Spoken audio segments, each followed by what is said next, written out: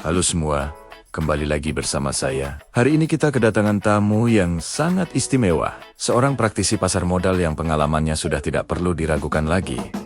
Lebih dari 29 tahun berkecimpung di industri ini. Chi Cuey. Selamat datang Chi. Hari ini kita akan mengupas tuntas dinamika pasar yang sedang gila-gilaan. Kenapa emas naik tak terbendung? Kenapa asing pada kabur dari saham perbankan? Dan yang paling penting, kemana sebenarnya uang para investor retail kita mengalir? Ini bakal jadi obrolan yang daging banget. Jadi pastikan kalian tonton sampai habis. Oke, mari kita mulai dari yang paling mencuri perhatian semua orang saat ini. Emas. Harga emas sekarang sudah menyentuh level yang luar biasa, $4.100 per troy ounce. Dan ini sepertinya baru permulaan. Goldman Sachs bahkan memprediksi harganya bisa menembus $4.900. Bahkan ada potensi mencapai $5.000 pada tahun ke-2026. Pertanyaannya, kenapa bisa setinggi ini? Ini bukan lagi sekadar sentimen biasa teman-teman. Ini adalah dorongan masif dari para pemain terbesar di dunia. Bank sentral global, bank-bank sentral dunia, terutama Tiongkok, Rusia dan India, sedang melakukan diversifikasi besar-besaran. Mereka mulai membuang US Treasury, mereka mengurangi porsi dolar AS, dan mereka beralih kemana? Ya, ke emas.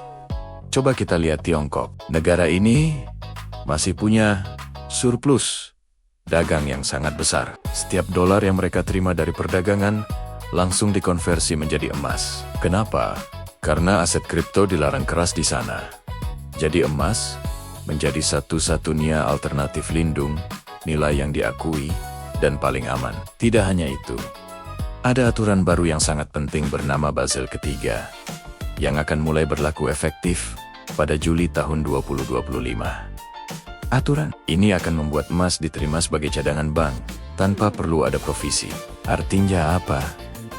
Artinya bank sentral di seluruh dunia akan semakin agresif dalam membeli dan menumpuk emas. Coba bayangkan, ketika pembeli terbesar di dunia adalah bank sentral yang punya kantong tak terbatas, potensi kenaikan harganya juga menjadi tidak terbatas. Ini bukan lagi soal spekulasi, ini soal pergeseran kekuatan ekonomi global. Jadi, saran saya untuk kalian yang sudah punya emas sederhana saja, tahan emas Anda. Jangan coba-coba untuk trading jangka pendek. Harga emas itu bukan untuk ditebak naik turunnya dalam sehari, tapi untuk dipegang dalam jangka panjang sebagai benteng pertahanan portofolio. Nah, untuk yang lebih suka bermain di saham, ada beberapa saham emas lokal yang menurut saya sangat layak untuk dicermati, seperti Arch, Dewa, Cuan, UTE, dan emas. Jujur saja, saat ini emas mengisi hampir 30% dari total portofolio saham saya. Ini menunjukkan betapa percayanya saya pada potensi emas ke depan. Namun, di tengah euforia emas yang membara, ada satu bagian dari pasar kita yang sedang sakit parah, yaitu saham-saham perbankan besar. Kita lihat saja grafik. Harga BMRI, BCA, BBRI, semuanya anjlok cukup dalam, ada yang sampai 30% dalam beberapa waktu terakhir. Apa penyebabnya? Jawabannya tunggal dan masif. Investor asing terus-menerus melakukan aksi jual bersih, atau yang kita kenal dengan istilah outflow. Masalah utamanya ada di sini, saham-saham bank raksasa ini mayoritas free float-nya, atau porsi saham yang bisa diperdagangkan publik, dipegang oleh investor asing. Angkanya bisa lebih dari 50%. Jadi, ketika mereka kompak memutuskan untuk keluar dari pasar Indonesia, siapa yang bisa menampung penjualan sebesar itu? Investor retail kita memang jumlahnya naik drastis.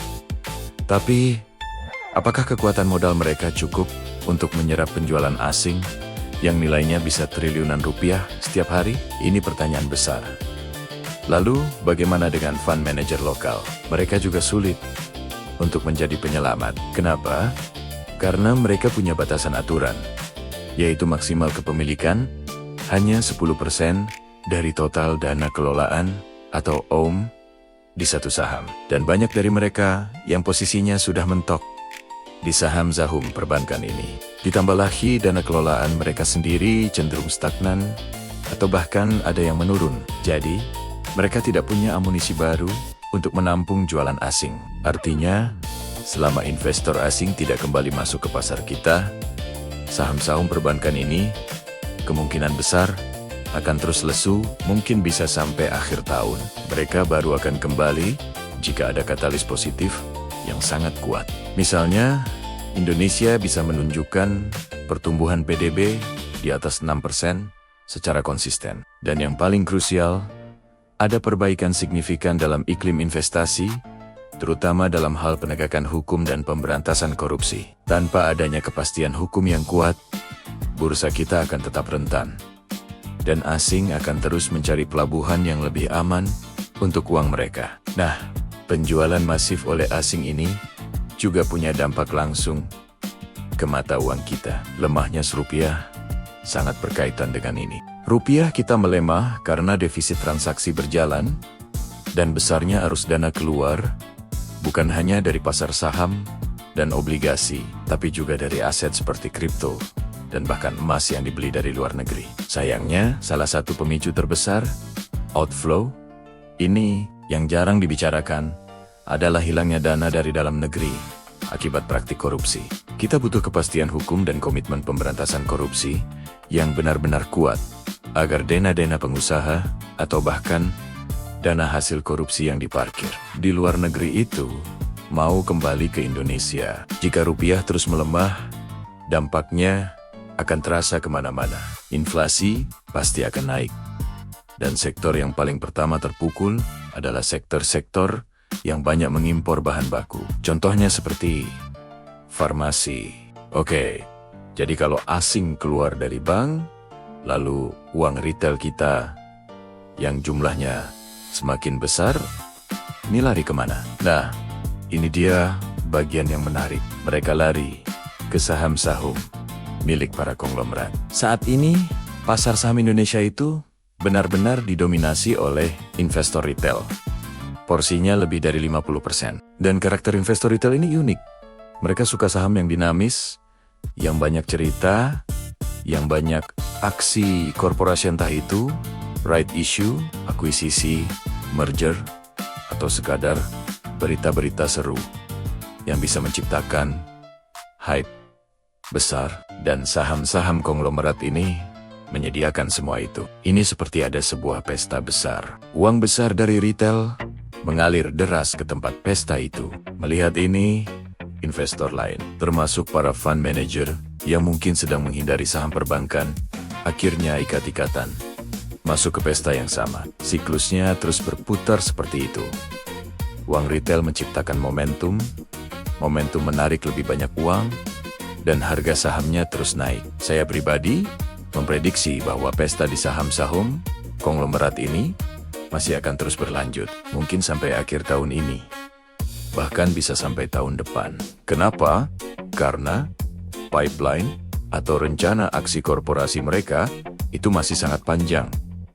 Jadi, kesimpulannya sederhana. Di tengah ketidakpastian pasar seperti sekarang, kunci utamanya adalah ikuti kemana uang mengalir. Astoris, follow the money, Astoris. Jangan melawan arus. Kalau pestanya sedang ada di saham konglomerat, jangan sampai Anda ketinggalan. Tapi, yang terpenting, jangan lupakan benteng pertahanan Anda. Selalu siapkan emas sebagai safe haven di dalam kantong portofolio Anda untuk menghadapi gejolak apapun yang mungkin terjadi. Nah, itu dia pandangan saya tentang kondisi pasar saat ini. Semoga bisa memberikan pencerahan dan membantu kalian dalam mengambil keputusan investasi. Terima kasih banyak sudah menonton sampai akhir. Jangan lupa untuk like, komen, dan subscribe channel ini agar tidak ketinggalan diskusi-diskusi menarik lainnya. Sampai jumpa di video berikutnya.